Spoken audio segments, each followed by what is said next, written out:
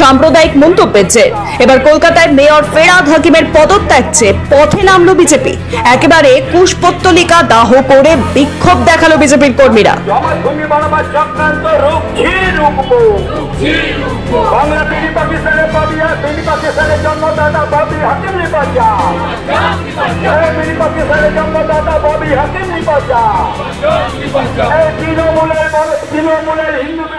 আজকে আমাদের বিক্ষোভ হচ্ছে গত 5ই জুলাই ববি হাকিম, আমাদের কলকাতার মেয়র ফিরহাদ হাকিম ওরফে ববি হাকিম, উনি এত বড় একটা মন্তব্য করেছেন ধনধান্য স্টেডিয়ামে।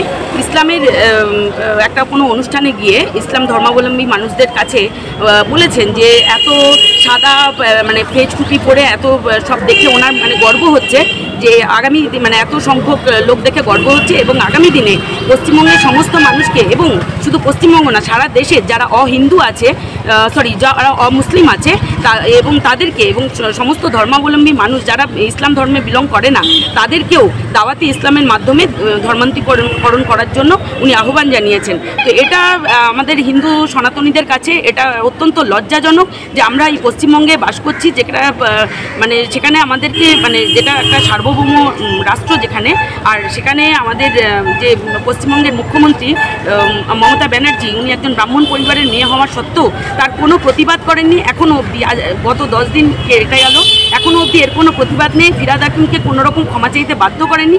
আমরা এর আগে দেখেছি একটা নুপুর শর্মা যখন কোনো কথা বলেছিলেন ইসলামের বিরুদ্ধে, যখন কোনো কথা বলেছিলেন তখন কিন্তু সারা দেশ তোলপাড় হয়ে গেছিলো, একটা মিনিটও সময় লাগেনি। কিন্তু আজকে যখন এইভাবে হিন্দুদের এগেনস্টে যতবার যা কিছু হচ্ছে কোনো রকমভাবে কোনো বাধ্য কিন্তু করা হচ্ছে না। এবং বিগত দিনে আপনি দেখবেন রাজন্যাও যে কথা বলেছিল যে যখন ইয়েকে দেবাংশকে আল্লাহর অংশ বলেছিল, সেটা নিয়েও তাকে আলটিমেটলি ক্ষমা চাইতে হয়েছিল।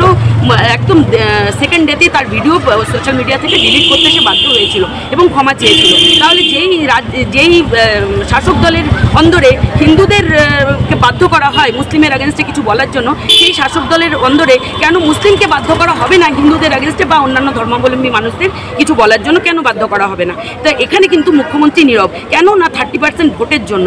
আজকে 30% ভোটের জন্য বাকি 70% মানুষের ভাবাবেগে উনি আহত করছেন, তাদের ভাবাবেগকে লাথি মারছেন। এটা কিন্তু আমরা কখনোই মেনে নিতে পারছি না এবং এর জন্য আমরা তীব্র প্রতিবাদ শুরু করেছি। বিভিন্ন থানায় আমরা ডেপুটেশন দিয়েছি। আজকে আমরা কলকাতা কর্পোরেশনের 16 নম্বর বড়োতেও এটা আমরা এখানে একটা ডেপুটেশন দিচ্ছি এবং আমাদের এখানে বিক্ষোভ কর্মসূচিও আছে।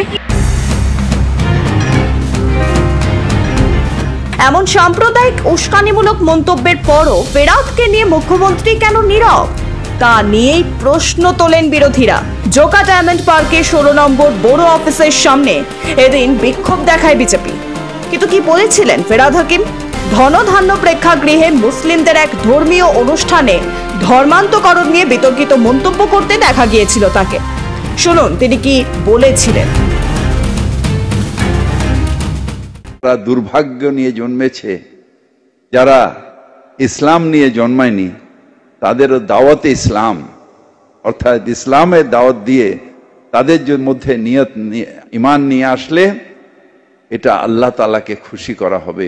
ইসলাম ধর্মাবলম্বী নয়, তাদের মধ্যে ছড়াতে হবে। শক্তিশালী মনে হয় যখন সবাই টুপি পরে এখানে বসে আছেন, হাজার হাজার মানুষ বসে আছে, তখন মনে হয় ইসলামের ঐক্য একটা জায়গায় আছে যেখানে আমাদের কেউ কোনোদিন দাবাতে পারবে না। ইনশাআল্লাহ ইনশাআল্লাহ। আল্লাহু আকবার আল্লাহু আকবার আল্লাহু আকবার আল্লাহু আকবার। মেয়র পদে ফিরহাদ থাকবেন কিনা এই নিয়ে ইতিমধ্যেই জল্পনা শুরু হয়েছে। তৃণমূলের তরফ থেকে যোগাযোগ করা হয়েছে শোভন চট্টোপাধ্যায়ের সঙ্গে। শোনা যাচ্ছে 21-এর মঞ্চেই তিনি যোগ দিতে পারেন তৃণমূল কংগ্রেসে। সেক্ষেত্রে ফের কি তাকে দেখা যাবে মেয়র পদে? এই জল্পনার মধ্যেই শোভনের আদি বাড়ি বেহালার কাছে কুশপুতুল পড়ল ববি। ব্যুরো রিপোর্ট, মাধ্যম।